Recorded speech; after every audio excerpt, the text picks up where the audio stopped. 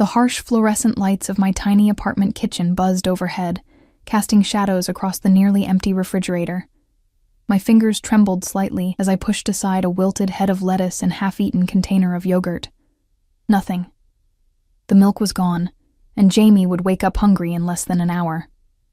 I closed the door with a soft thud that seemed to echo my failure as a mother.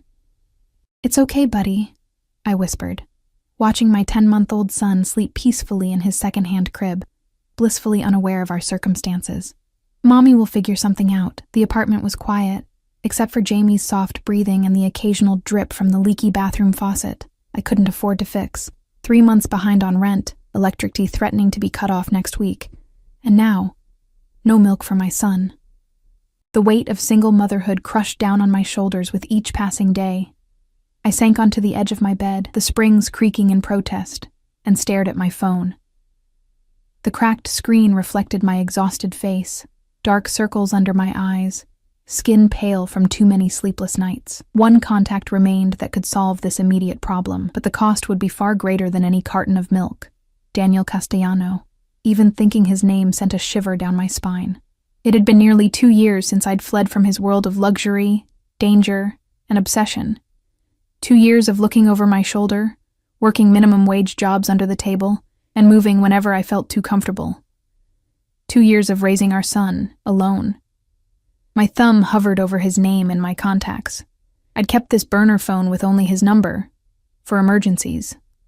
I told myself it was for Jamie's sake, but perhaps some part of me never wanted to completely sever that connection. The thought made my stomach twist with self-loathing. Just this once, I told myself. Just for milk.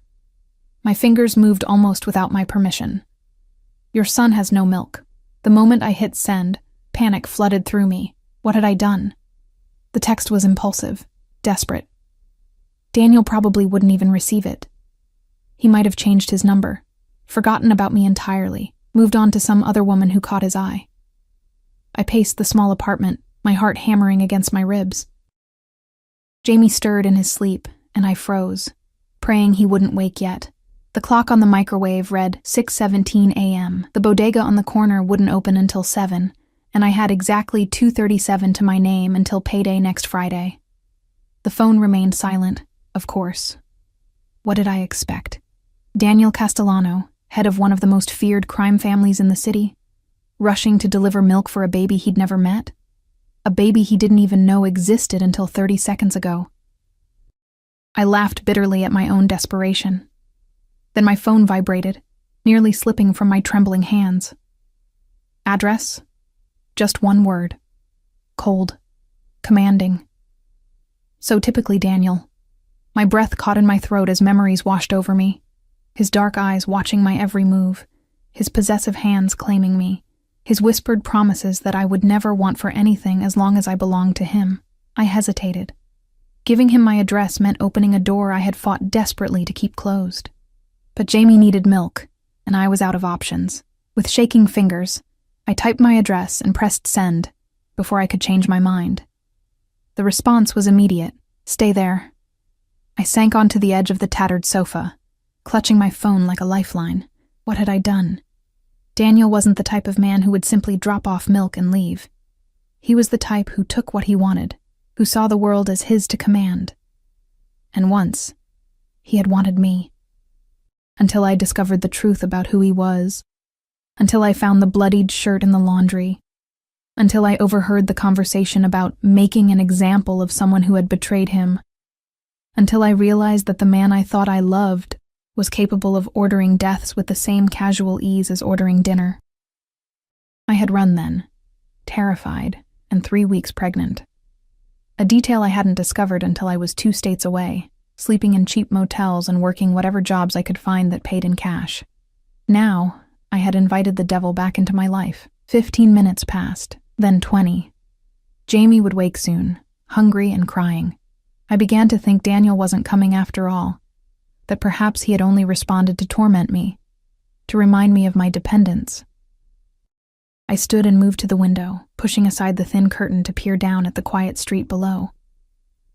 A sleek black SUV with tinted windows glided to a stop directly in front of my building. My heart lurched painfully.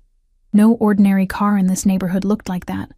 Polished to perfection, oozing wealth and power. A man in a dark suit stepped out from the driver's side, surveying the street with practiced efficiency before nodding toward the back seat, and then he emerged. Daniel Castellano looked exactly as I remembered, yet somehow more intimidating. His tailored charcoal suit emphasized broad shoulders and a lean frame. His dark hair was shorter now, the sides closely cropped while the top remained slightly longer, styled with precision. But it was his face that caught the breath in my throat. Sharp cheekbones, strong jaw perpetually shadowed with stubble, and eyes so dark they seemed to absorb light rather than reflect it. He didn't look up at my window. He didn't need to. Daniel always seemed to know exactly where I was, as if he could sense me. He carried a large paper bag in one hand while the other adjusted the cuff of his sleeve, a habitual gesture I had once found endearing. Now it reminded me of how meticulously he controlled everything in his orbit. I stepped back from the window, heart pounding wildly. This was a mistake. I should grab Jamie and leave through the fire escape. But before I could move, a firm knock sounded at my door. Too late. I smoothed my oversized t-shirt and worn leggings, suddenly achingly aware of how I must look. Exhausted, unkempt. A far cry from the woman who had once shared his bed in silk lingerie. I took a deep breath and opened the door, leaving the chain latched. Daniel stood in the dimly lit hallway, his presence seeming to fill the entire space, his eyes locked with mine through the narrow opening. And for a moment, neither of us spoke. I saw something flash across his face. Surprise, perhaps, at how much I had changed. Or disappointment. Elena. My name on his lips still carried the slight accent that had once made my knees weak. Open the door. It wasn't a request. I just needed milk, I whispered, hating the tremor in my voice. You can leave it. Open the door, Elena. His voice remained quiet, but steel ran beneath the softness. Or I will open it myself. We both knew the flimsy chain wouldn't stop him. With resignation, I closed the door, unlatched the chain, and opened it fully. Daniel stepped inside, his gaze sweeping over the tiny apartment in one assessing glance. I saw it through his eyes, the water-stained ceiling, the second-hand furniture, the clothes drying on a rack in the corner. His jaw tightened almost imperceptibly. You live here. Not a question. An accusation. Yes. I lifted my chin slightly, a small act of defiance. We live here. At the word we, his gaze sharpened. He set the paper bag on my small kitchen counter and turned toward the sleeping alcove where Jamie's crib stood partially visible. Don't, I said, stepping between him and my son. Our son. Please. Daniel went still, the way he always did when something challenged his control. I remembered that stillness. It preceded either calculated charm or cold fury, with nothing in between. You kept my son from me. His voice was dangerously soft. For how long, Elena? I swallowed hard. He's 10 months old. The calculation was immediate. I could almost see him counting backward, remembering when I had disappeared from his life. His eyes darkened further. 10 months. He repeated the words as if testing their weight. You've kept my son hidden for 10 months. I was protecting him, I said, the words rushing out before I could stop them. Daniel's laugh held no humor. From his father? From the life he deserves? He gestured around the apartment. Is this what you call protection? Poverty? Struggle? From your world, I countered, finding a thread of courage. From blood money and violence and... Enough. The single word cut through my protest like a blade. I want to see him. Not a request. Never a request with Daniel. Jamie chose that moment to stir. A soft whimper that quickly turned into full-fledged crying. My heart sank as I moved automatically toward the crib, lifting my son into my arms. His tiny face was scrunched in hunger, his cries growing more insistent. Shh, it's okay, I murmured, bouncing him gently. Mommy's here. I turned to face Daniel, cradling Jamie protectively against my chest. The expression on Daniel's face stole my breath away. Gone was the cold calculation, the controlled anger. In its place was something I had never seen before. Raw, unfiltered emotion. He stepped forward slowly, as if approaching something precious and fragile. For once, the powerful Daniel Castellano seemed uncertain. "He has my eyes," he said quietly, his gaze never leaving Jamie's face. It was true. Jamie had inherited his father's deep brown eyes, so dark they sometimes appeared black. The same eyes that could freeze men in fear now looked with wonder at the child in my arms. "His name?" Daniel asked. "James," I answered. "Jamie." Daniel reached out a hand, hesitating just before touching Jamie's cheek. "May I?" The request, the first genuine request I'd heard from him, caught me off guard. I nodded stiffly, and Daniel gently touched our son's face with a tenderness I hadn't known he possessed. Jamie's cries softened as he regarded this stranger with curious eyes. Then his face crumpled again, hungry cries resuming with increased urgency. "He needs to eat," I said, stepping back. "You brought milk?" Daniel seemed to snap out of his trance, turning to the paper bag he had set on the counter. "Yes." He began unpacking its contents, and I stared in disbelief. Not just milk, but formula, baby food, diapers, wipes, and groceries. Bread, eggs, fruit, vegetables, meat, enough to fill my empty refrigerator and cabinets for weeks. "Daniel, I only asked for milk," I said, feeling the familiar mix of gratitude and resentment his generosity had always provoked. His help came with strings attached. Always. "My son will not go hungry," he stated flatly, opening the carton of milk and pouring some into a clean bottle I'd left on the drying rack. He tested the temperature on his wrist, a gesture so unexpectedly paternal it momentarily stunned me before offering it to me. I took the bottle and sat on the sofa, adjusting Jamie in my arms. He latched onto the bottle eagerly, his cries immediately ceasing. The silence that fell between Daniel and me was heavy with unspoken words. Daniel removed his suit jacket, draping it precisely over the back of my rickety kitchen chair, and rolled up the sleeves of his crisp white shirt. The movement revealed the familiar tattoo on his forearm, a stylized lion, the symbol of his family. He had told me once it represented protection and power. I knew now it represented something far darker. "You should have told me," he said finally, his eyes fixed on Jamie. "He is my blood." "And what would you have done?" I asked, unable to keep the bitterness from my voice. "Brought me back to your world? Made your son a target for your enemies? Raised him to follow in your footsteps?" Daniel's expression hardened. "I would have protected you both, the way you protected Marco Ravelli," I countered, naming the business associate whose execution I had overheard him ordering. "Or Anna Delgado, the woman whose husband had betrayed the family, who had disappeared along with her children." The flash of surprise in his eyes confirmed what I had suspected. He had never known exactly what I'd heard that night, what had driven me to run.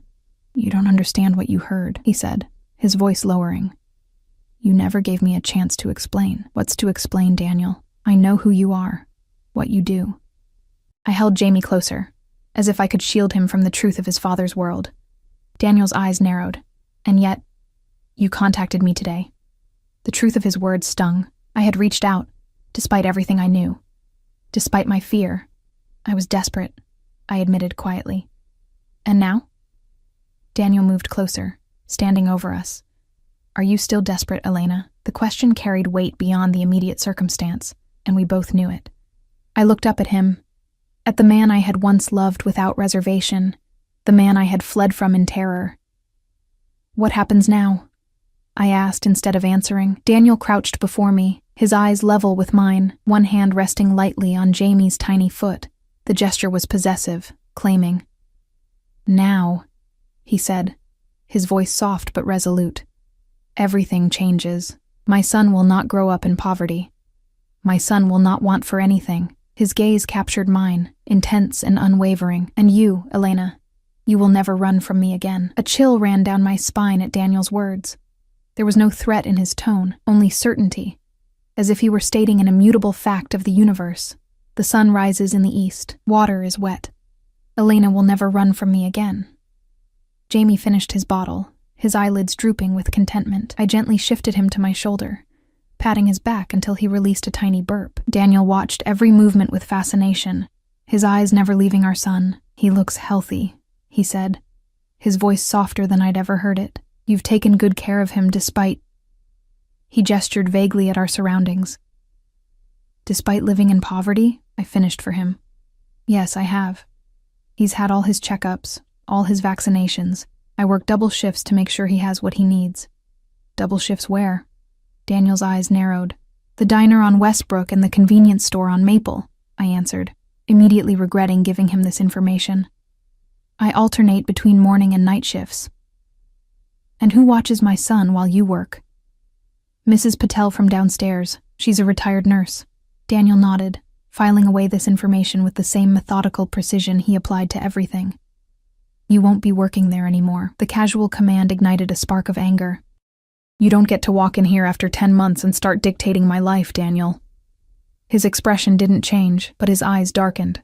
I'm not dictating your life, Elena. I'm securing my son's future.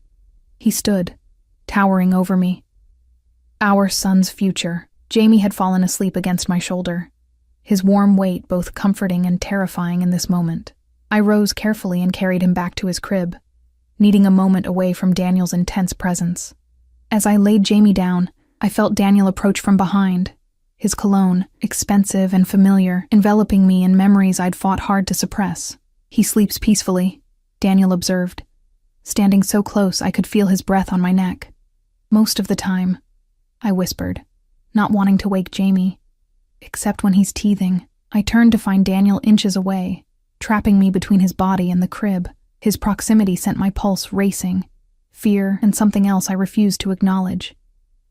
He reached up slowly, brushing a strand of hair from my face with a gentleness that contradicted everything I knew about him. You cut your hair, he said, his fingers lingering near my cheek. I had chopped off my long dark hair into a practical bob soon after leaving, one of many attempts to transform myself into someone he wouldn't recognize.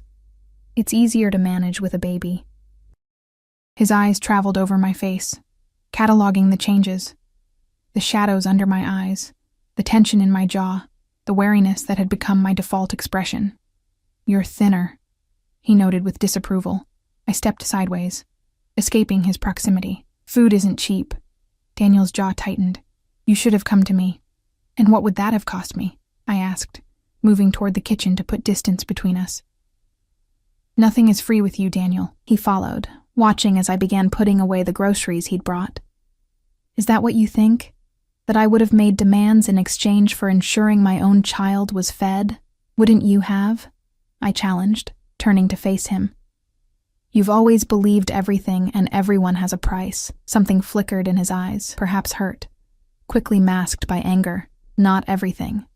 Not you. I laughed bitterly. Right. I was just a possession, wasn't I? Something pretty to keep in your penthouse, to show off at your fancy restaurants and private clubs. Daniel moved with unexpected speed, his hands gripping the counter on either side of me, caging me in, his face inches from mine. He spoke in a low, controlled voice that was somehow more frightening than if he'd shouted. Is that what you think you were to me, a trophy? His eyes bored into mine. Do you think I let just anyone into my life, my home, my bed? Do you think I let just anyone see me vulnerable, see past the facade I maintain for the rest of the world? My heart hammered against my ribs. I had seen him vulnerable during those rare, unguarded moments when he would speak of his childhood, of losing his mother, of surviving his brutal father. Moments when the calculated mask would slip, revealing the man beneath the monster. I knew things about you, I whispered. Things that could have been dangerous for you. A mirthless smile curved his lips. Exactly. And yet I trusted you with those things. With me, his smile faded. Until you betrayed that trust. I ran to protect my child, I countered. Our child. You ran because you were afraid, not of what I would do to you. You know I would never harm you. His voice dropped lower. You were afraid of how much you wanted the life I offered, despite knowing what I am. The accusation hit too close to the truth. I had been afraid, not just of him, but of myself, of how easily I had adapted to his world of luxury and danger, of how I had ignored the whispered conversations and sudden silences when I entered rooms, of how I had accepted his vague explanations about business, without pressing for details I knew I wouldn't want to hear. I was afraid for my soul, I admitted. And for my baby's soul. Daniel stepped back slightly, studying me. And now? Are you still afraid? I looked into his eyes, those dark, unfathomable eyes that had once looked at me with desire, with possession, with something I had almost believed was love. Yes, I answered honestly. I'm terrified. Something like satisfaction flickered across his face. Daniel had always appreciated honesty, even when it wasn't what he wanted to hear. Good. Fear keeps you sharp, keeps you alive. He glanced toward Jamie's crib, but it won't keep him fed and clothed and educated. I folded my arms across my chest. I've managed so far. Barely, Daniel countered. And at what cost? You're exhausted. You're malnourished. His gaze softened fractionally. You're killing yourself slowly, Elena. I had no response because he was right. Each day was a struggle to stay afloat, to make ends meet, to provide for Jamie while constantly looking over my shoulder, waiting for the day when Daniel's world would catch up to me, or when social services would decide I wasn't providing adequately for my son. I want to show you something, Daniel said abruptly, pulling out his phone. He scrolled through it briefly before holding it out to me. On the screen was a photo of a house. No, a small mansion, set behind a tasteful iron gate. The property was lush with gardens and tall trees providing privacy. What is this? I asked, though I already suspected the answer. Your new home, Daniel replied. Secure, private, with a nursery that's already been prepared for Jamie. I looked up sharply. Already been prepared? How long have you known about him? Daniel's expression remained impassive. I didn't, until your text this morning. But I've had people looking for you since the day you disappeared. He took back the phone, sliding it into his pocket. The nursery was hope. The admission stunned me into silence. Daniel Castellano didn't hope. He calculated, controlled, commanded. The idea that he had prepared a room for a child he didn't know existed revealed a vulnerability I hadn't expected. I can't just leave, I protested weakly. My job, my lease. Already taken care of, he interrupted smoothly. Your landlord has been paid through the end of your lease. Your employers will receive notice of your resignation, with generous compensation for the inconvenience. Anger flared within me. You had no right. I had every right, Daniel cut in, his voice hardening. The moment you kept my son from me, you forfeited your right to make these decisions alone. His expression softened marginally as he glanced toward the sleeping Jamie. I'm not your enemy, Elena. I never was. Then what are you? I asked, the question escaping before I could stop it. Daniel considered me for a long moment. I am Jamie's father. I am the man who has searched for you for nearly 2 years. He stepped closer, his presence overwhelming in the small kitchen. And I am still the man who wakes reaching for you in the middle of the night. The confession hung in the air between us, intimate and dangerous. I forced myself to look away, to remember why I had run, why I had kept our son hidden. I need time to think, I said finally. This is all happening too fast. Time, Daniel repeated, as if considering the concept. How much time did you give me before disappearing? How much time did you spend considering how it would affect me to lose you without explanation, without closure? Guilt twisted in my stomach. I hadn't given him time. I had fled in the night while he was away on business, leaving nothing but an empty closet and returned key. No explanation, no goodbye, just gone. That's not fair, I whispered. No, he agreed. It wasn't fair. He checked his watch. Platinum, I noticed. The same one I had given him for his birthday. I have a meeting I cannot miss. We'll continue this discussion this evening. The casual certainty that he would return, that our discussion would continue, sparked my defiance. I haven't agreed to anything, Daniel. He regarded me with a look that was almost pitying. You contacted me, Elena. You opened the door. He moved toward the apartment door, pausing with his hand on the knob. I'll have groceries delivered this afternoon. Make a list of anything Jamie needs. I don't want your charity, I said, hating how petulant it sounded even to my own ears. It's not charity, Daniel replied coolly. It's responsibility. My son will be provided for, whether you accept it graciously or not. With that, he was gone, the door clicking shut behind him with quiet finality. I rushed to the window, watching as he descended to the street below. His driver held the SUV door open, and Daniel slid inside without a backward glance. The vehicle pulled away smoothly, leaving only a faint cloud of exhaust in its wake. I sank onto the sofa, trembling with the aftermath of his presence. Daniel had always had this effect on me, leaving me shaken, disoriented, caught between wanting to run and wanting to follow. Now the stakes were infinitely higher. Now there was Jamie to consider. I moved to my son's crib, watching his peaceful sleep. He looked so innocent, so untouched by the complications of his parentage. Would Daniel's world taint him? Or would it protect him in ways I couldn't? The questions circled in my mind without answers. My phone chimed with a text message. Daniel, of course. Car will pick you up at 7. Be ready. Bring Jamie. Not a request. Never a request. I typed a response, deleted it, typed again. What could I say? That I wouldn't comply? We both knew that was a lie. Daniel would return, with or without my cooperation. And part of me, the part I had tried desperately to silence for 2 years, wanted to see him again, wanted to understand what his reappearance in our lives would mean. I left the message unanswered and moved to the tiny bathroom, studying my reflection in the cracked mirror. The woman who stared back bore little resemblance to the one who had once shared Daniel's life. My hair was shorter, my face thinner, my eyes harder. I had changed, necessarily and deliberately.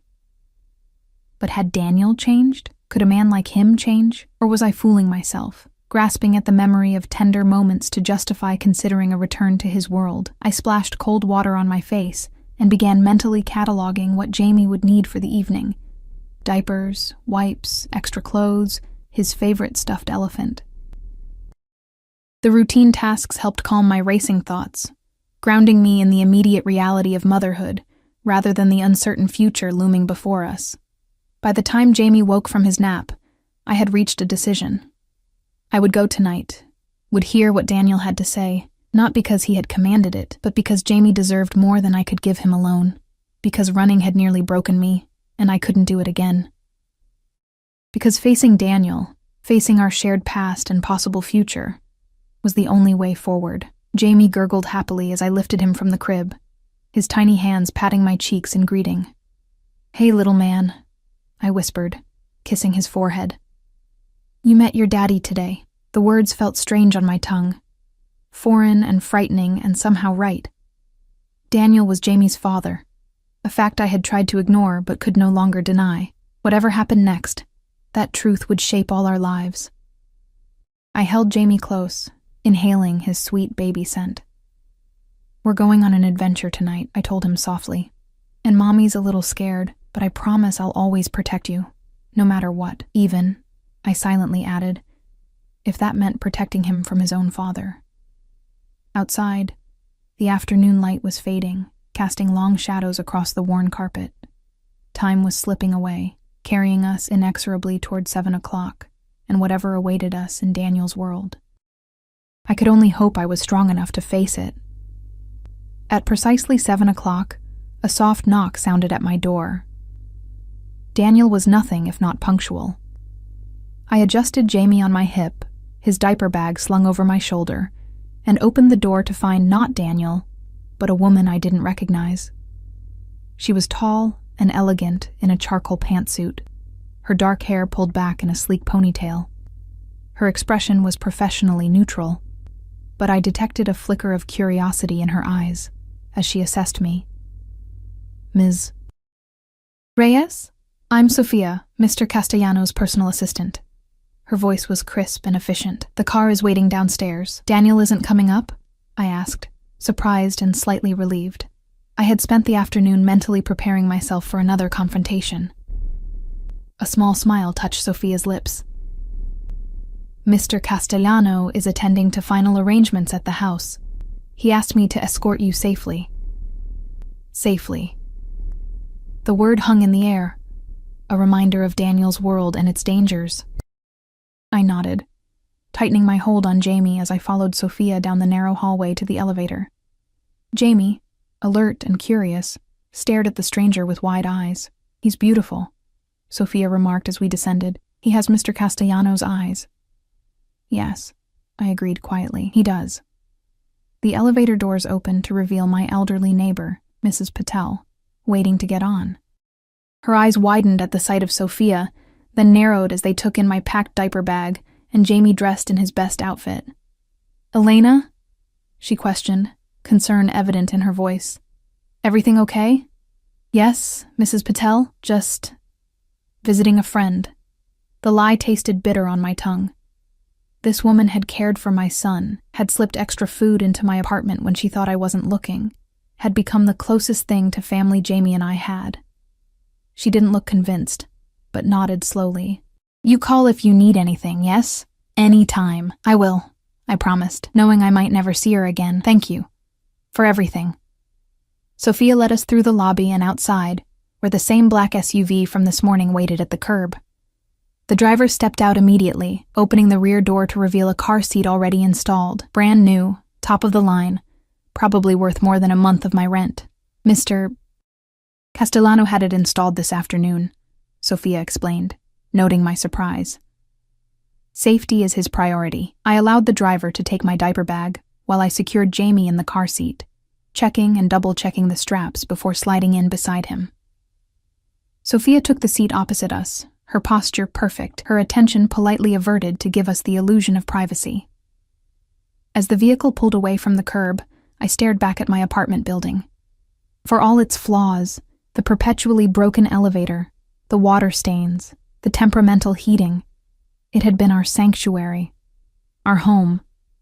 Now I was leaving it behind, venturing into the unknown at the command of a man I had once loved and fled. "How long have you worked for Daniel?" I asked Sophia, needing to break the silence that had settled over the car. 3 years, she replied. "I started shortly before you left." The careful pause told me she knew exactly who I was, who I had been to Daniel. I wondered what else she knew, if she had witnessed his reaction to my disappearance, if she had been part of the search efforts to find me. "You must know him well, then," I ventured. Sophia's expression remained neutral. "Mr. Castellano is a very private person." "That's not an answer." A hint of a smile curved her lips. "No, it's not." She held my gaze steadily, "But I know enough to understand that your return, and Jamie's existence, changes everything." The implication sent a chill through me. "Changes what exactly?" Sophia glanced at Jamie, who was contentedly chewing on the ear of his stuffed elephant. "Mr. Castellano has always been focused, disciplined. The past 2 years, however, his focus has had a particular direction." "Me," I supplied quietly. "You," she confirmed with a slight nod. "Finding you became something of an obsession." I swallowed hard, looking out the window as the city streets gave way to more affluent neighborhoods, houses growing larger, more spaced apart, gates more ornate.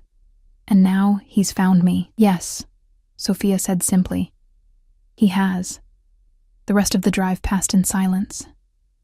I watched the landscape transform, each mile taking us further from my life of struggle and closer to Daniel's world of luxury and danger. Jamie eventually dozed off, lulled by the smooth motion of the expensive vehicle.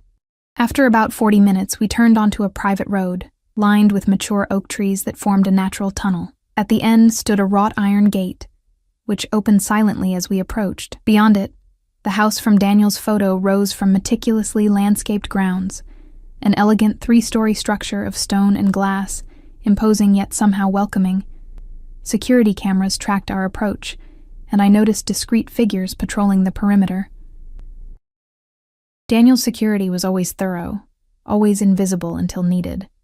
The SUV circled a fountain before stopping at the front entrance. Before the driver could exit, the massive wooden door opened, and Daniel emerged. He had changed from this morning's suit into dark trousers and a charcoal sweater that softened his usually formidable appearance. His eyes found mine through the car window, intense and unreadable. The driver opened my door, and I carefully unbuckled Jamie, who had awakened and was taking in his new surroundings with wide-eyed curiosity. As I stepped out with Jamie in my arms, Daniel approached, his movements measured, controlled, as always. "You came," he said quietly, the simple statement carrying layers of meaning. "Did you doubt I would?" I asked, adjusting Jamie on my hip. A ghost of a smile touched his lips. With you, Elena, I've learned to expect the unexpected. His gaze shifted to Jamie, softening visibly. He reached out, gently touching our son's cheek. Jamie, to my surprise, didn't shy away, but instead reached for Daniel's finger, grasping it firmly. Something flashed across Daniel's face. Wonder, perhaps, or possession. "Welcome home," he said, the words directed at Jamie but his eyes on me, challenging, questioning. I didn't correct him. This wasn't home. Not yet, maybe not ever. But arguing seemed pointless as he gestured for us to enter, his hand settling lightly at the small of my back, guiding me into the house that he had already decided would be ours. The interior was even more impressive than the exterior. Soaring ceilings, warm wood floors, tasteful furnishings that blended luxury with comfort. Fresh flowers adorned side tables, their subtle fragrance perfuming the air. Everything spoke of wealth, but not the ostentatious display I had sometimes seen in his previous homes. This place felt different, more permanent, more personal. "Do you like it?" Daniel asked, watching me closely as I took in our surroundings. "It's beautiful," I admitted. "But it feels different from your other places. It was designed with different priorities in mind," he replied cryptically. Before I could ask what he meant, a middle-aged woman appeared from what I presumed was the kitchen, wiping her hands on a dishcloth. "Ah, Mrs. Alvarez," Daniel said. "This is Elena and Jamie." The woman smiled warmly. "Dinner is ready whenever you are, Mr. Castellano." Her eyes lingered on Jamie with approval. "And I've prepared something special for the little one." "Thank you," Daniel replied. "We'll eat shortly." Mrs. Alvarez nodded and retreated to the kitchen. Daniel turned to me, extending his arms toward Jamie. "May I?" The request, again, a genuine request, caught me off guard. I hesitated before carefully transferring Jamie to his father's arms, ready to take him back at the first sign of distress. But Jamie didn't cry. He stared up at Daniel with fascination, reaching a tiny hand toward his father's face. Daniel held him with surprising ease, supporting his head and body with practiced care.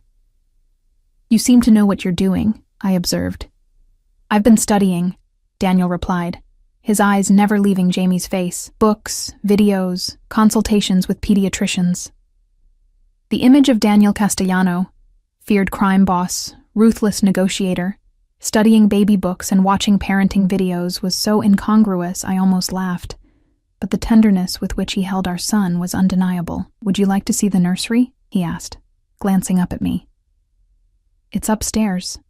I nodded, following as Daniel carried Jamie up the sweeping staircase.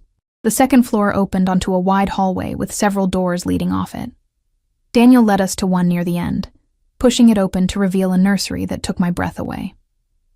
The room was spacious and bathed in soft light from recessed fixtures. A hand-carved wooden crib stood against one wall, draped with linens in soothing blues and grays. A comfortable rocking chair sat in one corner beside a bookshelf, already filled with children's books. Toys, tasteful, educational, age-appropriate, were arranged on low shelves. A changing table stocked with supplies stood ready, and a door led to what appeared to be a connected bathroom. "Daniel," I whispered, overwhelmed by the care and thought evident in every detail. "When did you do all this?" "I started it the day after you left," he admitted, surprising me. "Not specifically as a nursery, but as a child's room. I told myself it was for the future, for someday." He met my gaze, something vulnerable flickering in his eyes. "I always intended to have a family with you, Elena." The confession stunned me into silence. In our time together, we had never discussed children, never talked about a future beyond the immediate. Or rather, I had never brought it up, assuming a man like Daniel wouldn't want the complication of a family. "You never said anything," I finally managed. "Neither did you." He shifted Jamie in his arms, the movement gentle but confident. "Would it have changed anything if you had known I wanted children with you?" I didn't answer.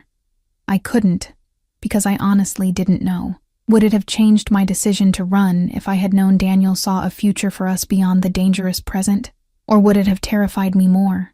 The idea of bringing a child deliberately into his world. Daniel seemed to read my thoughts. You don't have to answer that now. He crossed to the crib, laying Jamie down on his back. Jamie immediately rolled to his side, his preferred sleeping position, and Daniel raised an eyebrow at me. He always sleeps like that, I explained. On his side with his elephant. Daniel retrieved the stuffed elephant from where it had fallen to the floor and tucked it beside Jamie. Our son grabbed it immediately, his eyelids already drooping with the fatigue of an exciting day. He's tired, I said softly. It's been an overwhelming day for all of us. Daniel nodded, stepping back to allow me space next to the crib.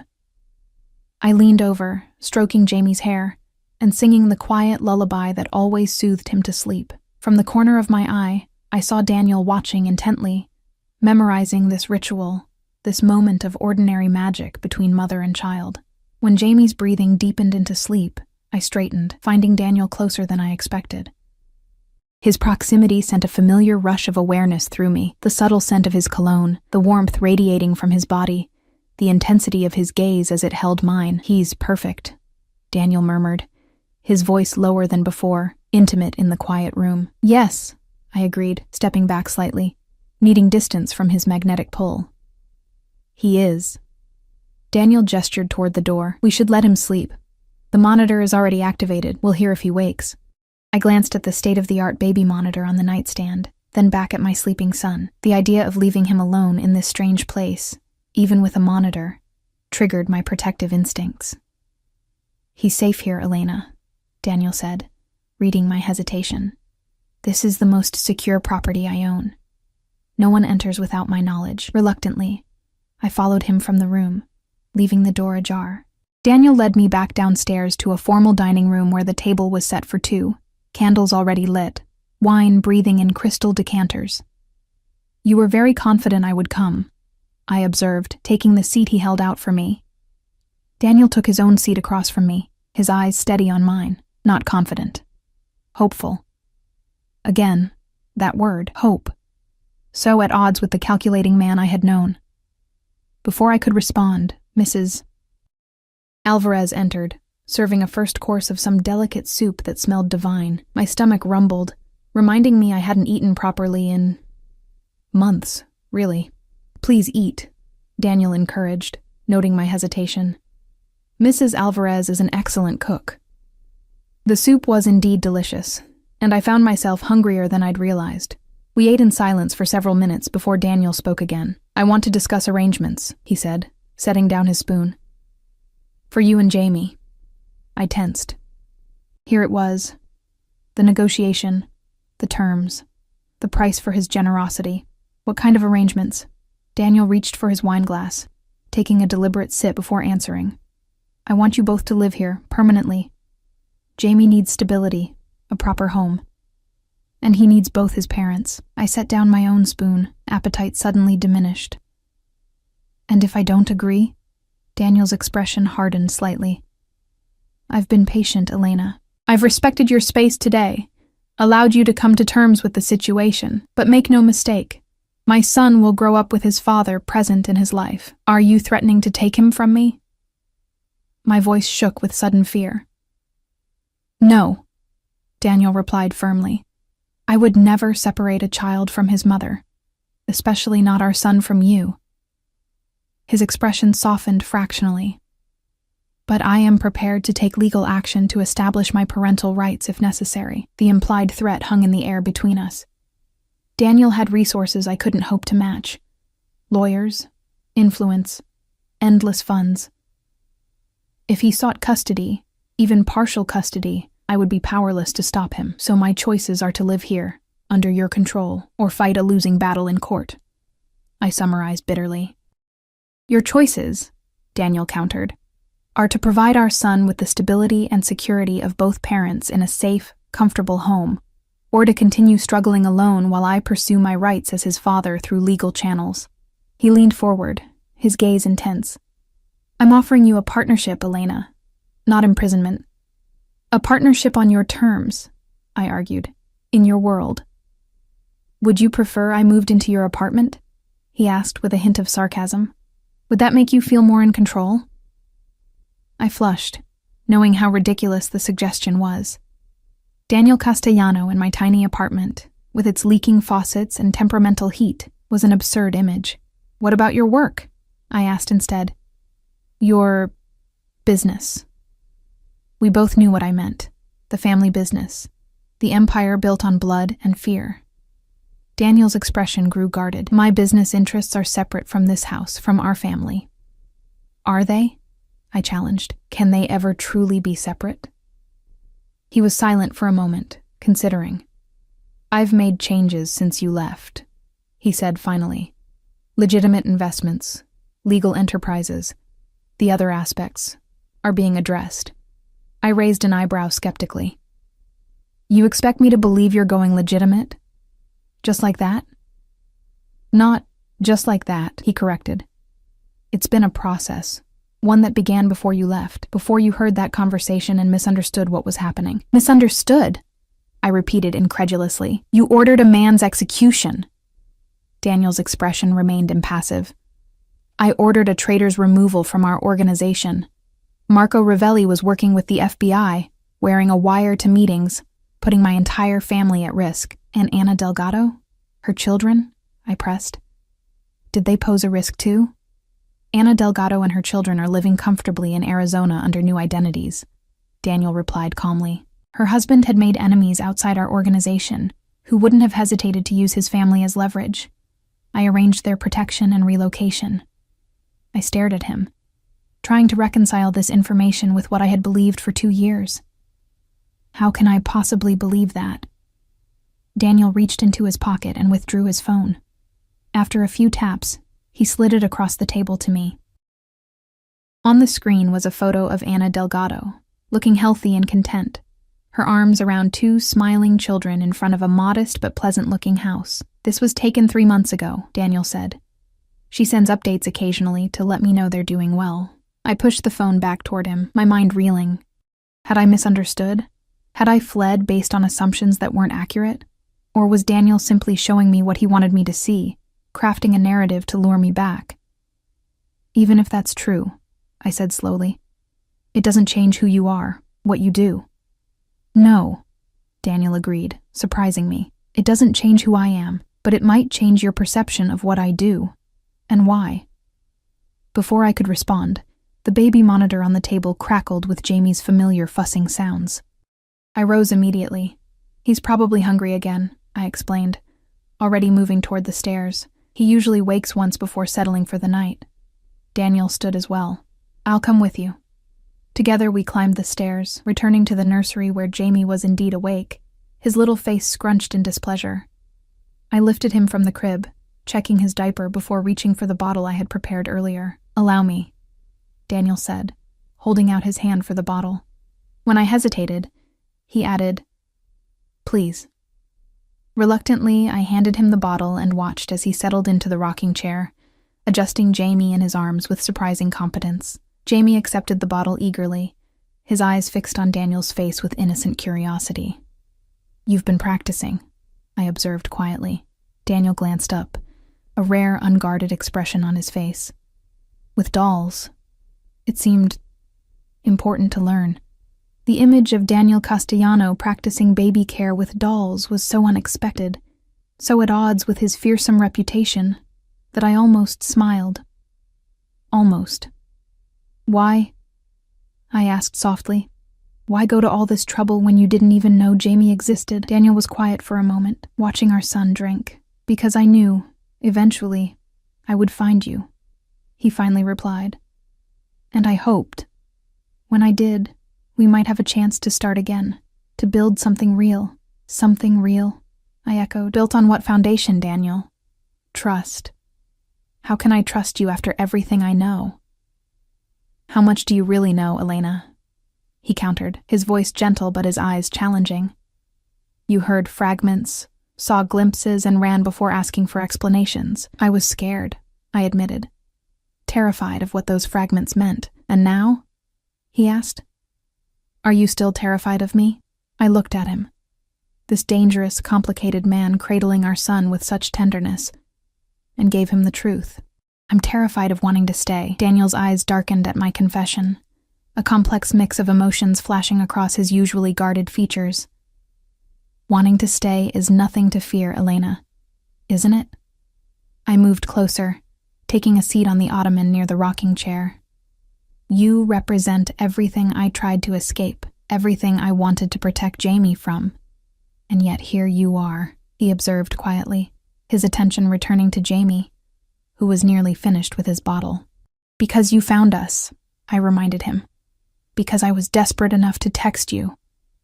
The memory of that moment, standing in front of my empty refrigerator, panic rising in my throat, felt distant now, as if it had happened to someone else, in another lifetime.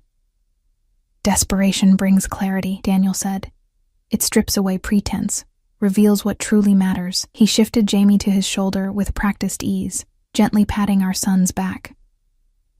In your moment of need, you reached out to me, not someone else. That means something, Elena. I wanted to deny it, to claim I had exhausted all other options first, but we both knew it would be a lie. Daniel had been my first choice, not my last resort. Despite everything I knew about him, despite my fear, he had been the one I turned to when Jamie needed help. It means I'm a terrible mother, I whispered, voicing the fear that had haunted me since pressing send on that text. What kind of mother brings her child back to a world like yours? Daniel's expression hardened, the kind who wants her child to thrive, not merely survive. Jamie let out a small burp, and Daniel's features softened again, as he cradled our son back into the crook of his arm. You are an excellent mother, Elena. You've kept him safe, healthy, loved, but you've been doing it alone, running yourself into the ground in the process. Jamie's eyelids were growing heavy again, his bottle empty. Daniel stood carefully and returned him to the crib, tucking the elephant beside him with a gentleness that continued to surprise me. You don't have to do it alone anymore, he said, his voice low in the dimly lit nursery. Let me help you raise our son. Let me give you both the life you deserve. And what kind of life is that? I asked, rising from the ottoman. One where his father disappears for days on mysterious business? Where armed guards patrol the grounds? Where he learns that power comes from fear and violence? Daniel stepped closer, close enough that I could feel the warmth radiating from his body. Is that really what you think he would learn from me? Isn't it what you learned from your father? The question slipped out before I could stop it, touching on the painful history Daniel rarely discussed. Something dark flickered in his eyes. My father taught me many things, most of them lessons in what not to become. He reached out slowly, his fingertips brushing a strand of hair from my face. I have no intention of repeating his mistakes with our son. The gentle touch sent a tremor through me, a visceral reminder of the connection we had once shared. I stepped back, needing distance to think clearly. Come, Daniel said, gesturing toward the door. Jamie's asleep. We should finish our conversation downstairs.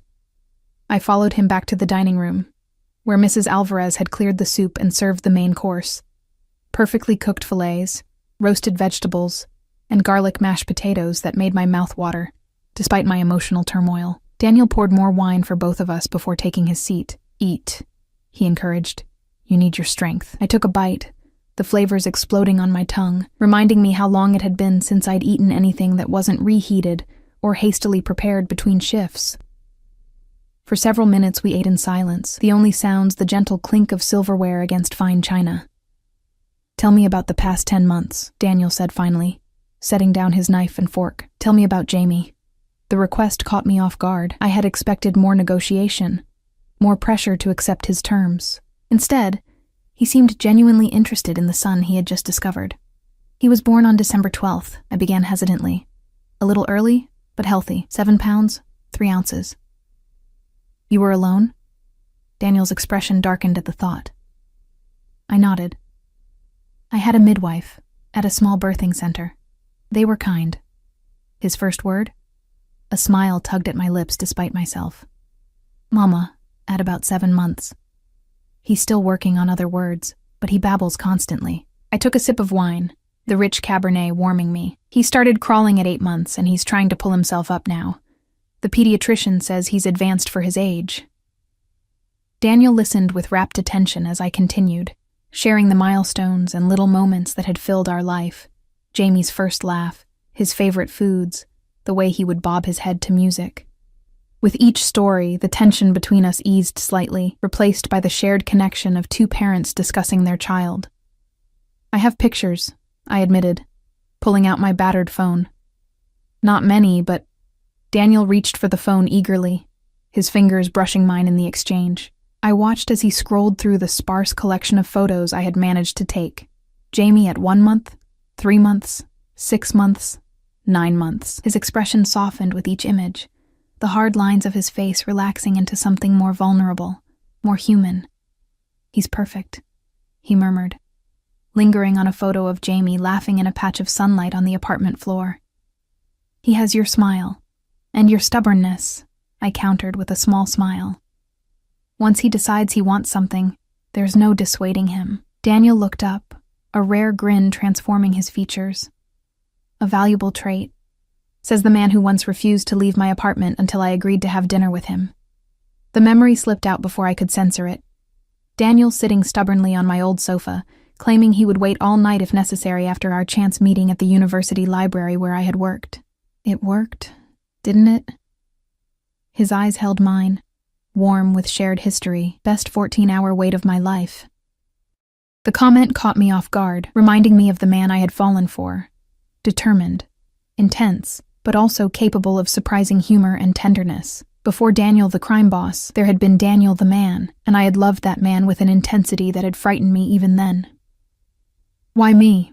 I asked suddenly, the question that had lingered since our first meeting finally finding voice. "Out of all the women you could have chosen, wealthy, connected, understanding of your world, why pursue the broke graduate student working night shifts at the university library?"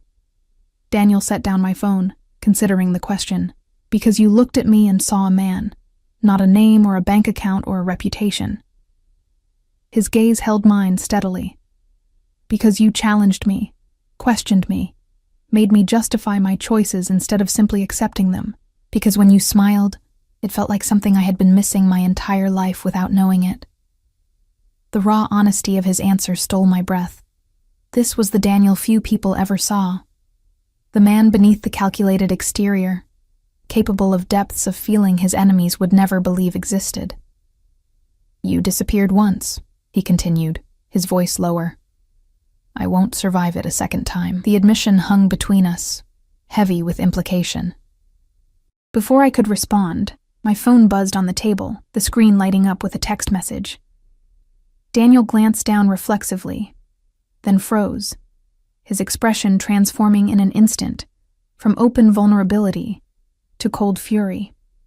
I reached for the phone, turning it to see the message that had triggered such a reaction.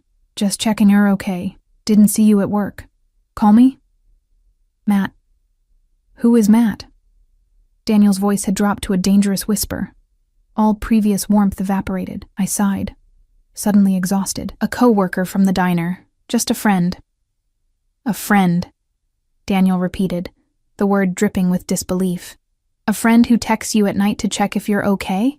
"Yes, a friend," I insisted, irritation flaring. "Matt is the cook at the diner. He's 63 and has grandchildren Jamie's age.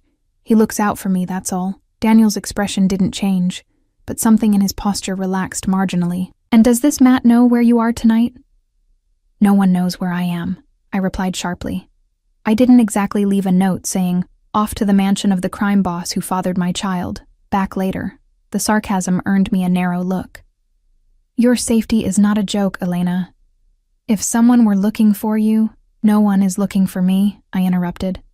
"Except you, apparently, for the past 2 years. Daniel leaned forward, his expression intense. "Do you have any idea how many people would use you and Jamie to get to me? How many enemies would consider you valuable leverage?" The thought sent a chill through me. I had considered the dangers of Daniel's world in abstract terms: illegal activities, violence, moral compromise, but not the specific threat to Jamie and myself as targets for his enemies. "No," I admitted quietly. "I hadn't thought of it that way. I have thought of little else," Daniel replied, his voice tight. "Every day since you left, I have imagined you out there, unprotected, vulnerable to anyone who might discover your connection to me." I stared at him, suddenly seeing his obsessive search in a new light, not just possessiveness or wounded pride, but genuine fear for my safety. For our safety. Is that why you had this house prepared? The security, the isolated location? I asked slowly. Daniel nodded. This property exists on paper under a shell corporation with no connections to me or my family. The staff are loyal and thoroughly vetted. The security systems are state-of-the-art, and the guards are former special forces. A gilded cage, I murmured. A sanctuary, he corrected firmly. One where you and Jamie can live in comfort and safety. With you, I added, meeting his gaze. With me, he confirmed. As a family. The word hung between us, loaded with meaning and expectations. Family had always been a complicated concept for both of us. Daniel with his brutal father and absent mother, me with parents who had died too young, leaving me to navigate the world alone. And what exactly would that entail? I asked carefully. This family arrangement. Daniel regarded me steadily. You and Jamie living here permanently. Shared custody and parental responsibilities. Financial support and security. He paused, something vulnerable flickering in his eyes. And in time, perhaps more between us, if you're willing. More, I repeated. You mean a relationship? Yes. He didn't elaborate, didn't pressure, simply stated it as a possibility, a hope. I took a deep breath, trying to organize my thoughts. And your work? Your business? As I said, I've been transitioning to legitimate enterprises, Daniel replied. The process is nearly complete. Within 6 months, all my interests will be above board. And in the meantime? In the meantime, my work remains entirely separate from this house and our family, he stated firmly. I will never bring business here, never expose Jamie to any aspect of it. I wanted to believe him, part of me, the part that remembered how it felt to be loved and protected by him, already did. But the careful, cautious part that had kept Jamie and me alive for the past 10 months needed more. I need time, I said finally. This is all happening so fast. Yesterday I was struggling to buy milk for our son. Today you're offering us a life I never imagined possible. Daniel nodded slowly. How much time? A trial period, I suggested, the idea forming as I spoke. 1 month. Jamie and I will stay here, get to know you, see how this arrangement works in practice. At the end of the month I decide whether we stay permanently. Daniel's expression darkened. And if you decide to leave? Then we negotiate a custody arrangement that allows you to be part of Jamie's life, while respecting my concerns. I held his gaze steadily. I won't keep him from you again, Daniel. I promise you that. But I need to know I can trust you before I commit to this life. For a long moment, Daniel was silent, his expression unreadable. I knew what I was asking was difficult for him. Daniel Castellano didn't do uncertainty, didn't leave decisions in others' hands. Control was as essential to him as breathing. 1 month, he finally agreed, his voice tight. With conditions. I raised an eyebrow. What conditions? You don't leave the property without security, he stated flatly. You allow me to provide for all financial needs. You make no contact with anyone from your previous life without discussing it with me first. His eyes held mine intently. And you are honest with me, completely honest about your concerns and needs during this time. The conditions were restrictive but not unreasonable, given the circumstances. I considered for a moment before nodding. I agree, with one addition of my own. Daniel waited expectantly. You are equally honest with me, I said firmly, about your business, about your plans for our future, about everything. No half-truths, no omissions, no protecting me from information you think I can't handle. A muscle ticked in Daniel's jaw, the only outward sign of his tension. Agreed, he said finally, though you may not like everything you learn. I'd rather know uncomfortable truths than comfortable lies, I replied. Daniel reached across the table, his hand extended toward mine, not demanding, but offering. After a moment's hesitation, I placed my hand in his. His fingers closed around mine, warm and strong and achingly familiar. 1 month, he repeated softly, beginning now. The contact between us sent a current of awareness through my body, a reminder of the chemistry that had always existed between us, regardless of the complications. I withdrew my hand slowly, needing to maintain some distance, some clarity. "I should check on Jamie," I said, rising from the table. Daniel stood as well, ever the gentleman despite the power and danger that clung to him like a second skin. "Of course. I'll show you to your room afterward. It connects to the nursery through an adjoining door." "My room," I repeated. "Not yours." Something heated flickered in his eyes, but he inclined his head in acknowledgement. "Your room, for now. I can be patient, Elena." The implication that his patience had limits hung unspoken between us. Daniel had never made a secret of his desire for me, even in the early days of our relationship. That desire, combined with his possessive nature, had been both thrilling and frightening then. Now, with Jamie between us and 2 years of separation to overcome, it was even more complicated. We checked on Jamie together, finding him sleeping peacefully, his tiny chest rising and falling in the soft glow of the nightlight. Daniel stood beside me at the crib, close enough that our shoulders nearly touched, united in this moment of parental wonder. "He trusts completely when he sleeps," Daniel observed quietly. "No worries, no fears." "That's our job," I replied. "To worry and fear for him, to protect him so he doesn't have to." Daniel glanced at me, something approving in his expression. "Yes, it is."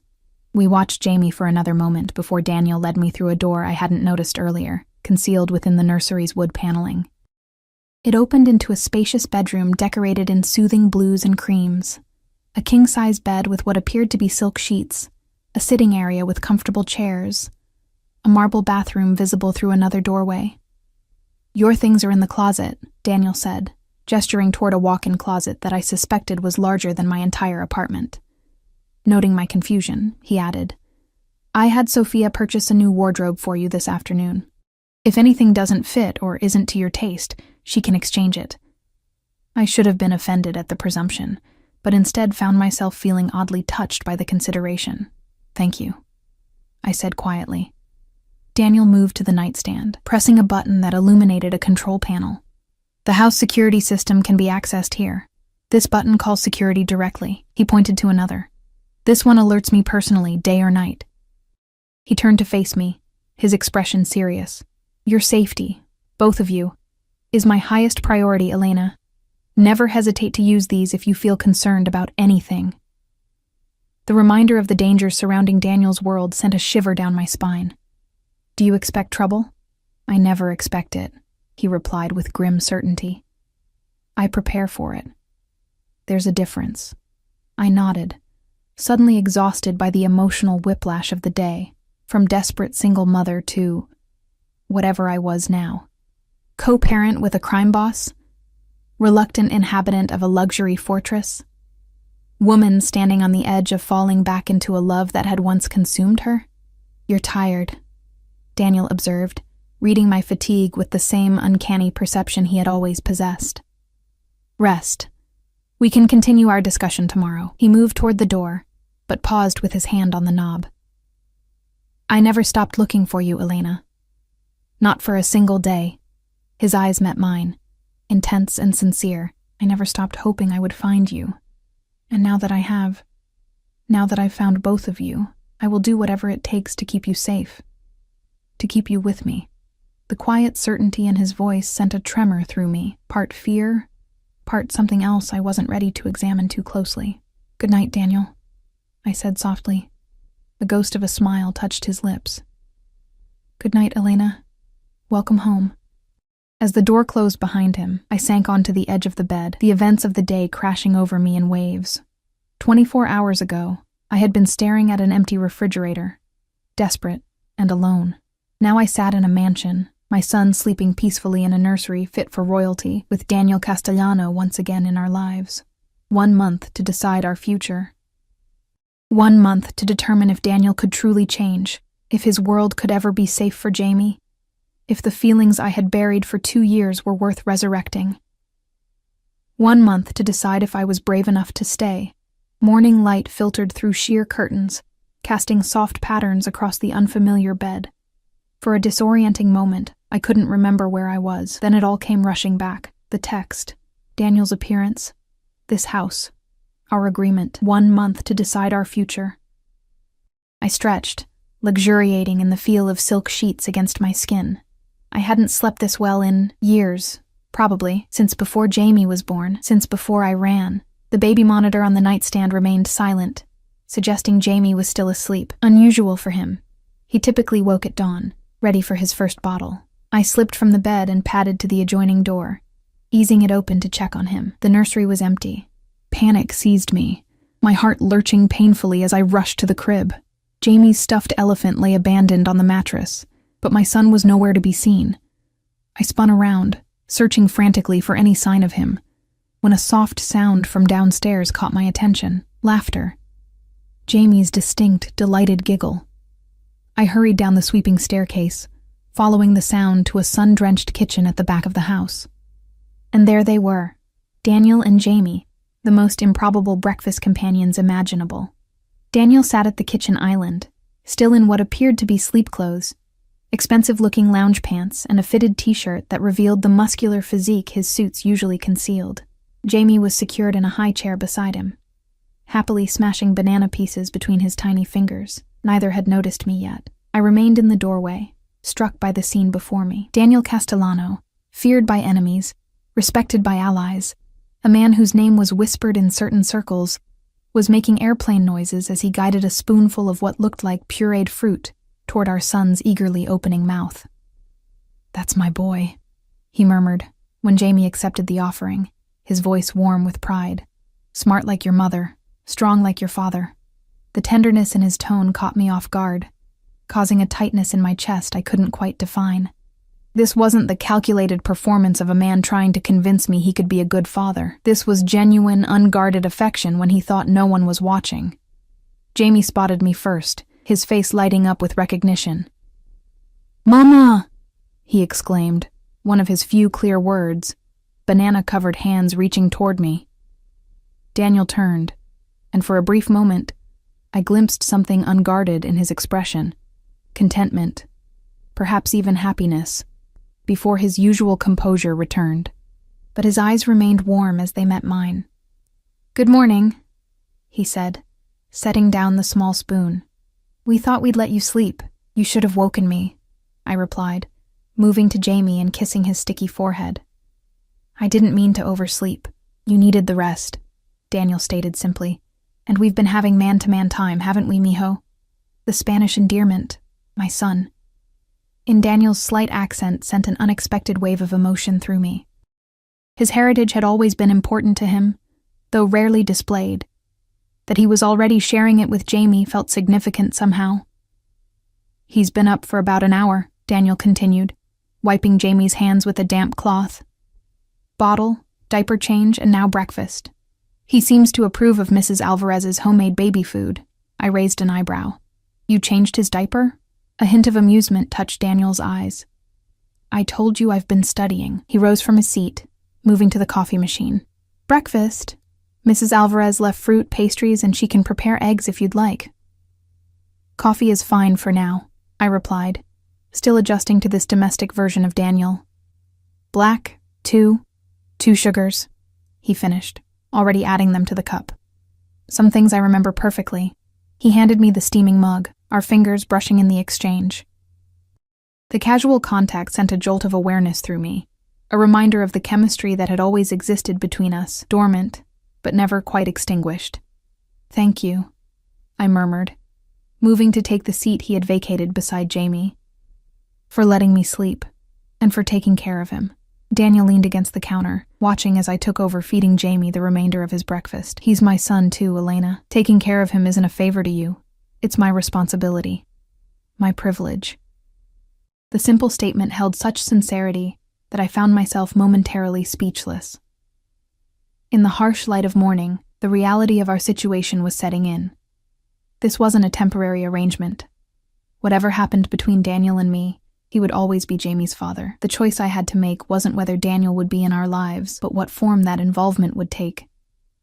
"What are your plans for today?" I asked, changing the subject as I wiped a smear of banana from Jamie's chin. "I thought we could stay here, get settled."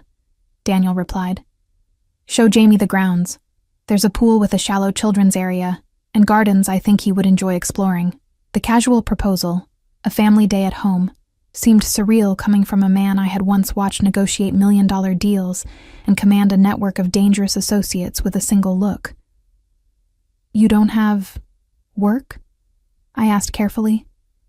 Daniel's expression remained neutral, but something flickered in his eyes. I've cleared my schedule for the next few days.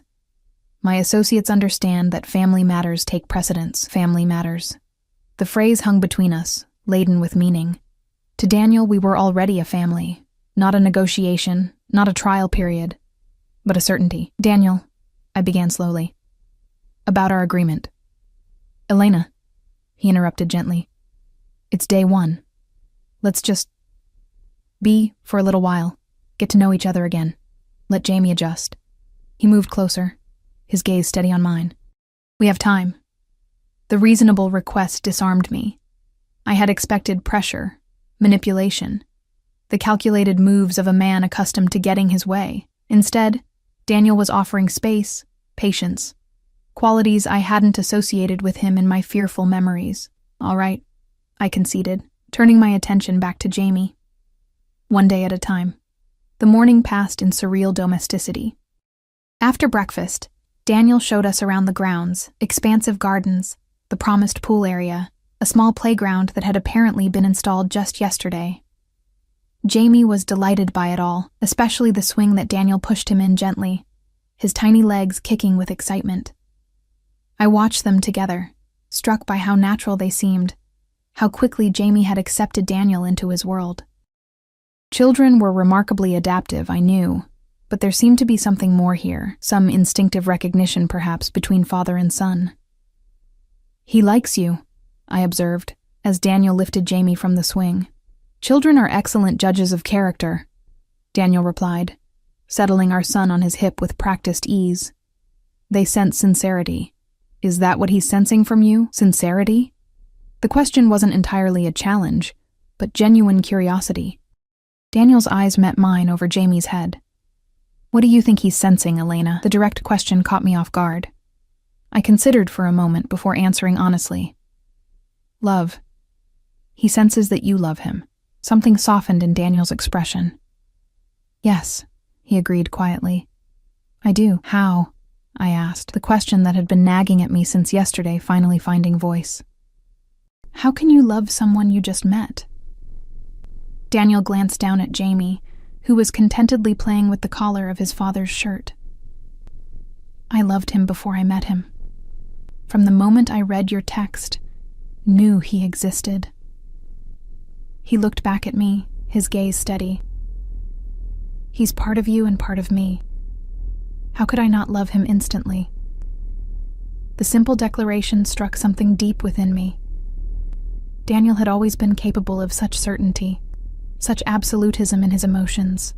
It was part of what had drawn me to him initially, his unwavering conviction in a world that had always seemed so uncertain to me.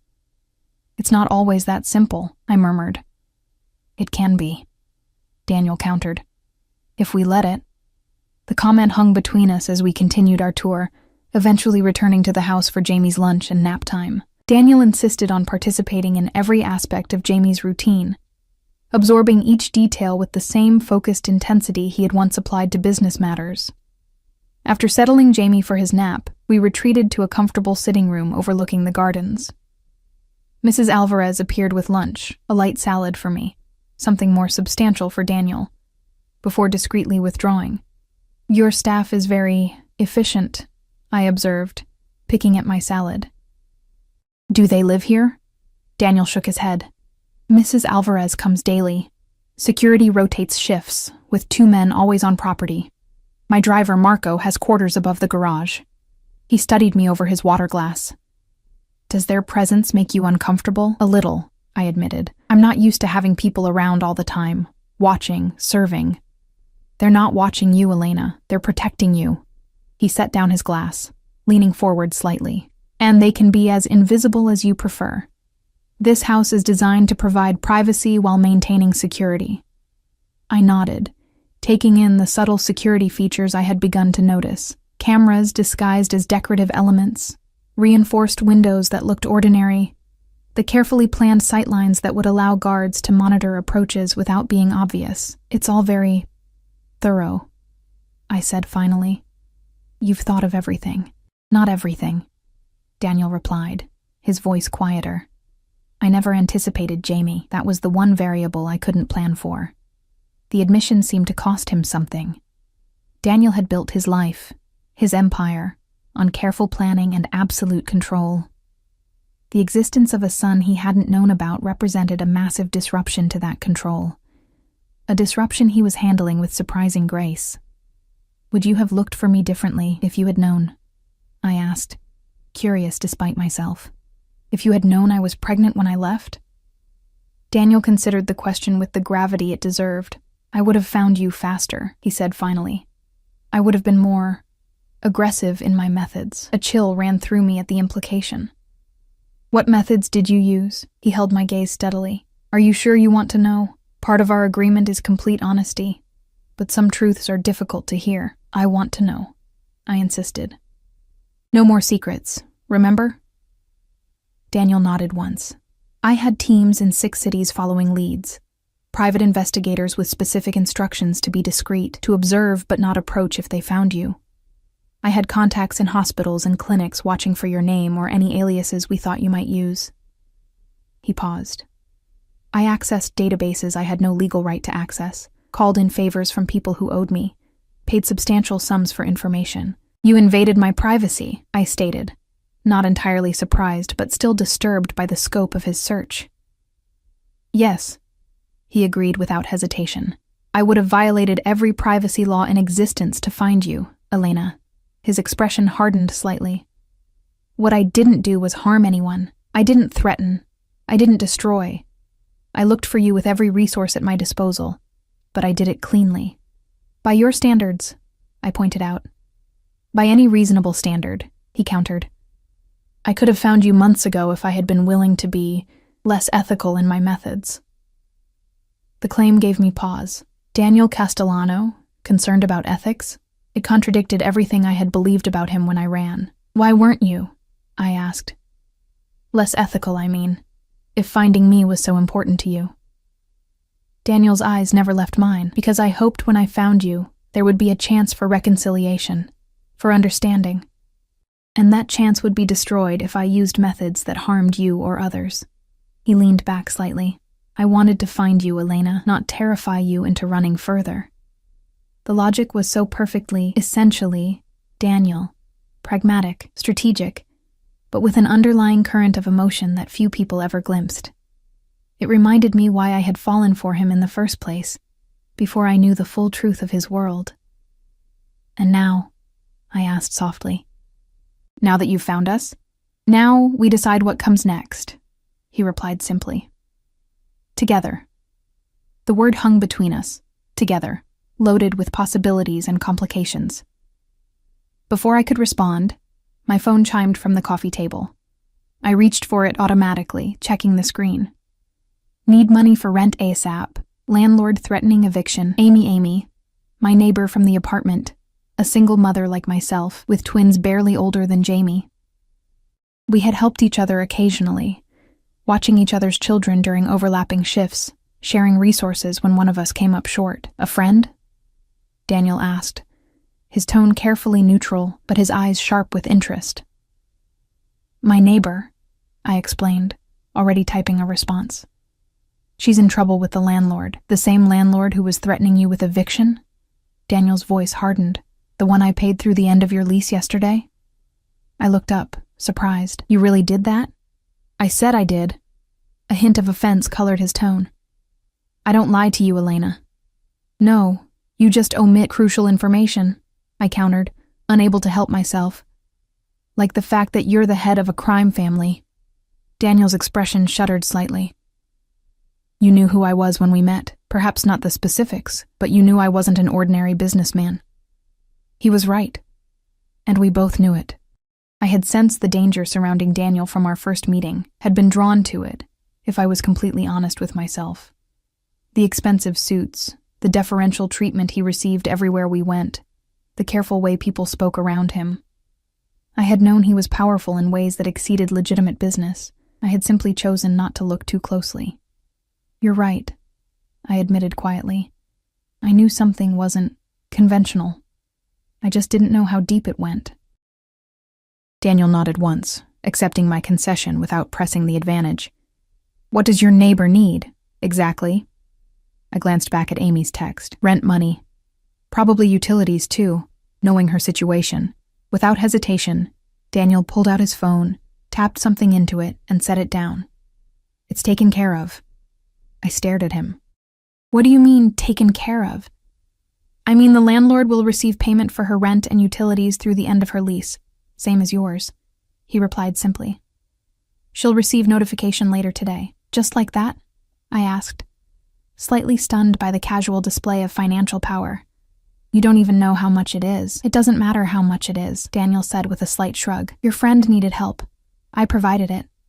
The ease with which he solved a problem that would have been insurmountable for me just days ago was both impressive and slightly terrifying. This was the double-edged sword of Daniel's world, the power to protect, to provide, but also the underlying reminder of how that power had been accumulated. "Thank you," I said sincerely. "Amy has been a good friend to me and Jamie." Daniel nodded, his expression softening slightly. "Then she deserves our help." He paused, watching me closely. "That's what I want you to understand, Elena.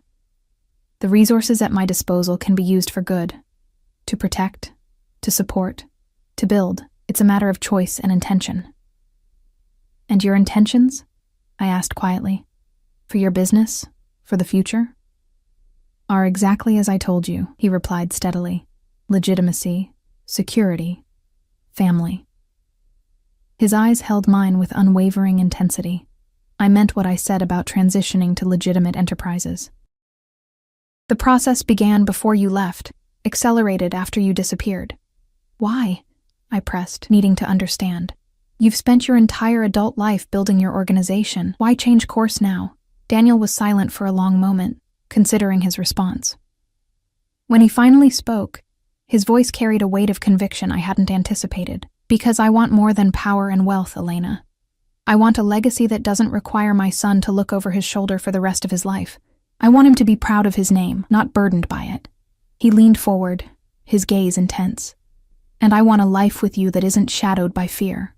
Yours or mine." The sincerity in his voice was unmistakable. This wasn't the calculated charm he deployed in negotiations, or the cold certainty he used to command respect. This was Daniel stripped of pretense, offering a truth I hadn't expected. "You're doing this for us," I said softly. "Not quite a question. For all of us." He corrected gently. "For the family we could be." The baby monitor crackled with Jamie's familiar wake-up sounds before I could respond. Daniel rose immediately. "I'll get him," he said, already moving toward the stairs. "Take some time. Think about what I've said." As he disappeared up the staircase, I remained seated, my thoughts in turmoil. The Daniel who had reappeared in my life was both familiar and strange. The same commanding presence, the same intensity, but tempered by something I could only describe as purpose. Not the cold ambition that had driven him before, but something warmer, more human. Could I trust it? Could I trust him? The questions circled without clear answers. The days passed in a similar pattern of domestic discovery. Daniel rearranged his schedule to spend most of his time at the house, leaving only for brief periods when business demanded his physical presence. Each day revealed new aspects of him as a father, patient, attentive, surprisingly playful with Jamie, who had taken to him with a trust that both reassured and terrified me. A week into our arrangement, I found Daniel in his home office late one evening after Jamie had gone to bed. He was studying documents on his computer, his expression focused in the way I remembered from our earlier life together. "Working late?" I asked from the doorway, unsure if I was interrupting. Daniel looked up, his expression immediately softening. "Just finalizing some transfers. Come in." I entered the tastefully appointed office, taking a seat in one of the leather chairs opposite his desk. For a week, we had maintained a careful distance, friendly but not intimate, cooperative but not fully trusting. Yet something was shifting between us, the invisible walls slowly crumbling with each shared moment over Jamie's care, each conversation that revealed more of the changes in both our lives. "Transfers?" I asked, curious despite myself. Daniel studied me for a moment before turning his computer screen so I could see it. The final phase of legitimate asset restructuring. Moving investments from shell companies into properly registered corporations with transparent ownership. The screen showed complex financial data that meant little to me, but the amounts involved were staggering, tens of millions of dollars flowing through various entities. "This is what you meant by going legitimate," I said, understanding dawning. "You're not just changing operations. You're completely restructuring your finances." Daniel nodded. "The transition began 2 years ago. It accelerates now." He held my gaze steadily. "By the time our 1-month agreement concludes, every aspect of my business interests will be fully legal, fully transparent." The timing wasn't coincidental, and we both knew it. Daniel was ensuring that by the time I had to make my decision about our future, there would be no lingering questions about the legality of his empire. "And your associates?" I asked carefully. "The people who have worked for you for years. What happens to them in this transition?" "Those willing to adapt have been retained in new capacities," Daniel replied. "Those unwilling or unsuitable have been compensated generously for their past service and released from any obligations." "Just like that?" I pressed, skeptical. "No one objects to this dramatic change of direction?" A hint of the old, dangerous Daniel flickered in his eyes. "My decisions are not subject to debate, Elena. Never have been." The reminder of his authority, of the power he still wielded, sent a familiar shiver down my spine. Fear mingled with something else, something I wasn't ready to examine too closely. "And what about the past?" I asked quietly. "The things you've done, the people you've hurt. Does going legitimate erase all that?" Daniel leaned back slightly, regarding me with unexpected candor. "Nothing erases the past. I don't expect absolution, Elena. Only the chance to build a different future." His expression grew more intent. "A future with you and Jamie." The raw honesty in his voice caught me off guard.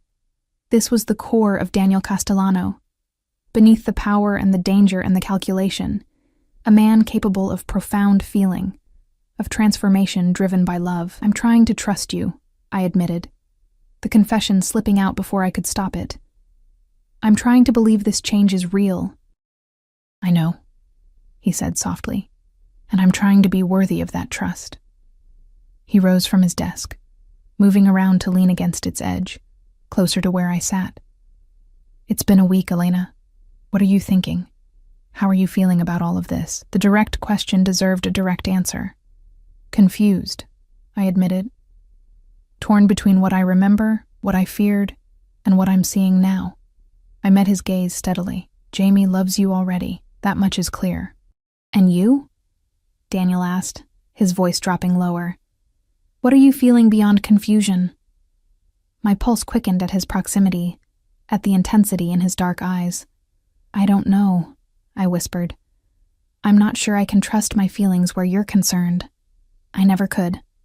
Daniel reached out slowly, his fingertips brushing my cheek, in a touch so gentle it nearly undid me. "Your feelings were never the problem, Elena. It was the fear that came with them." I closed my eyes briefly at his touch, memories washing over me. The first time he had touched me this way, the last night before I discovered the truth and ran, the countless moments between filled with passion and tenderness that contradicted everything I later came to believe about him. "I was right to be afraid," I murmured, opening my eyes to find him watching me with naked longing. "Yes," he agreed softly. "You were. My world was dangerous then, more than I allowed myself to admit." His hand dropped away, leaving my skin tingling in its absence. "But I'm offering you a different world now. A safer one. For how long?" I challenged gently. "How long before the old ways call you back? Before the power you're surrendering becomes too tempting again?" Daniel's expression grew solemn. "Power was never the goal, Elena. Security was. Control." His gaze held mine intently. "I grew up with nothing. No protection, no certainty. at the mercy of a father who ruled through fear and violence. Everything I built was to ensure I would never be vulnerable again. The rare glimpse into his past, into the motivations that had shaped him, created a crack in the wall I had built around my heart. I had always known pieces of Daniel's history: the abusive father, the mother who had died too young, the poverty and danger of his childhood. But I had never fully understood how those experiences had forged him. And now? I asked softly. Now I understand there are different kinds of vulnerability, he replied, his voice lower. The kind that comes from opening yourself to love, to family, to a future you can't control entirely. He moved closer, his knees nearly touching mine. That's the vulnerability I'm choosing now, Elena. For Jamie, for you. If you'll let me. The sincerity in his voice, in his eyes, was unmistakable. This wasn't the calculated charm of a man accustomed to getting his way, but the raw honesty of someone who had confronted his own nature and chosen a different path. I want to believe you, I whispered, the confession costing me more than I had expected. I want to believe in this version of you, of us. Daniel knelt before me, taking my hands in his, not commanding, not possessing, but offering. Then believe it, he said simply. Give us the chance to become what we were always meant to be. I looked into his eyes, searching for any hint of deception, any shadow of the man I had feared. Instead, I found only Daniel. Complicated, intense, dangerous in some ways, but also capable of profound love, of sacrifice, of change. I need more time, I said finally. We still have 3 weeks left in our agreement. Daniel nodded, accepting my hesitation without protest. 3 weeks, he agreed, rising to his feet, but keeping my hands in his. But know this, Elena. I have already made my choice. I chose you and Jamie the moment I received your text. Every decision since then has been in service to that choice. The simple declaration hung in the air between us, powerful in its certainty. Daniel had always possessed this quality, this absolute conviction that, once decided, admitted no doubt or wavering. 3 weeks passed more quickly than I could have imagined, filled with small moments that gradually rebuilt the trust between us. Daniel included me in every aspect of his transition to legitimacy, showing me documents, introducing me to his legal team, proving through actions rather than words that the change was real and irrevocable. Jamie flourished under the attention of both parents, developing new skills almost daily, his vocabulary expanding to include dada alongside mama, a development that had brought actual tears to Daniel's eyes the first time he heard it. And slowly, inevitably, the walls around my heart crumbled. The Daniel I had feared became increasingly difficult to reconcile with the man who read bedtime stories with dramatic voices, who sat through business calls with Jamie napping on his chest, who looked at me each day with unwavering devotion and infinite patience. On the final day of our 1-month agreement, I found Daniel in the garden, watching Jamie crawl across a blanket spread on the manicured lawn. The sight of them together, dark heads bent in concentration over a colorful toy, created a tightness in my chest that was both painful and exquisite. Daniel looked up as I approached, his expression questioning. We both knew what day it was, what decision awaited us. Join us? He asked simply, patting the blanket beside him. I settled onto the soft fabric, smiling as Jamie immediately crawled into my lap, babbling excitedly about his toy. He's trying to say elephant, Daniel observed with a fond smile. He's got the first syllable down. L, Jamie confirmed, waving the stuffed animal for emphasis before crawling back toward his other toys. We watched him in comfortable silence for a moment, the peace of the afternoon wrapping around us like a gentle embrace. It's been a month, Daniel said finally, his voice quiet but steady. Have you made your decision, Elena? I turned to face him fully, taking in the man who had once been my greatest fear and was now, against all odds, my greatest hope. Yes, I said simply. I have. Daniel's expression remained carefully neutral, but I could see the tension in his shoulders, the slight tightening of his jaw as he prepared himself for whatever answer I might give. This past month has shown me a side of you I always suspected existed but never fully believed in. I began softly. You've been honest, patient, devoted to Jamie. And to me.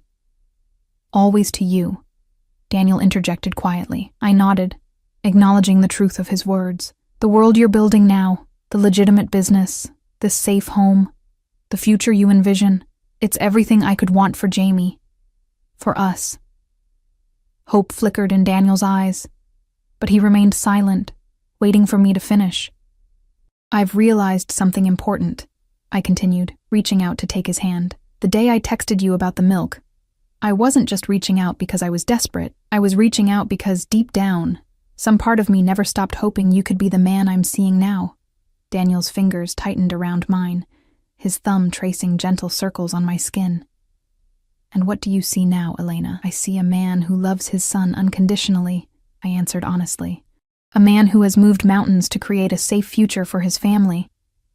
A man who has waited, without pressure or manipulation, for me to make my own choice. I met his gaze steadily. I see the man I fell in love with, but stronger, better, more complete. Daniel's eyes darkened with emotion. And your decision? I smiled, feeling lighter than I had in years. The weight of fear and uncertainty finally lifting from my shoulders. My decision is to stay, to build this life with you, to raise Jamie together, to become the family you've believed in all along. The control that defined Daniel in all things slipped momentarily, raw emotion transforming his features as he processed my words. In one fluid movement, he pulled me into his arms, cradling me against his chest, as if I were something infinitely precious, infinitely fragile. Elena. He whispered against my hair, my name a prayer on his lips. Thank you for this second chance. I swear to you, I will never give you reason to run again. I leaned back slightly, meeting his gaze. No more secrets, no more fear, just us, building something real together. Just us, Daniel agreed, his hand coming up to cut my cheek. You, me, and Jamie, family. The word no longer frightened me. Instead, it felt like coming home. Not to a place, but to a person, to the connection we had always shared, now strengthened by time and truth, and the small miracle playing contentedly at our feet. Daniel leaned forward slowly, giving me time to pull away if I wanted, but I didn't want to. Instead, I closed the distance between us, pressing my lips to his in a kiss that felt like sealing a promise. His arms tightened around me, familiar and new all at once. The passion that had always existed between us rekindled instantly, tempered now by deeper understanding, by the knowledge of what we had almost lost, and what we had found again. When we finally separated, both slightly breathless, Jamie crawled between us, demanding attention with imperious babbles. Daniel laughed, a rare, genuine sound that transformed his usually serious features, and lifted our son into his arms. What do you think, mijo? He asked, settling Jamie on his knee. Are you happy with Mama's decision? Jamie reached out, placing one tiny hand on Daniel's cheek and the other on mine, as if physically connecting us. Mama, he declared confidently. Then, with equal certainty, Dada. That's right, I whispered, blinking back unexpected tears. Mama and Dada are both here now. Always. Daniel's eyes met mine over Jamie's head, a world of meaning in that single glance. Gratitude, joy, and a love so profound it transcended the complications of our past. Always, he echoed softly, the word both a promise and a certainty. In that moment, with the afternoon sun warm on our faces and our son secure between us, I knew with absolute clarity that I had made the right choice. The text I had sent in desperate need had led us here, to this second chance, this new beginning. Daniel Castellano had once been the man I fled from in fear. Now he was the man I chose to build a future with, in strength and in love.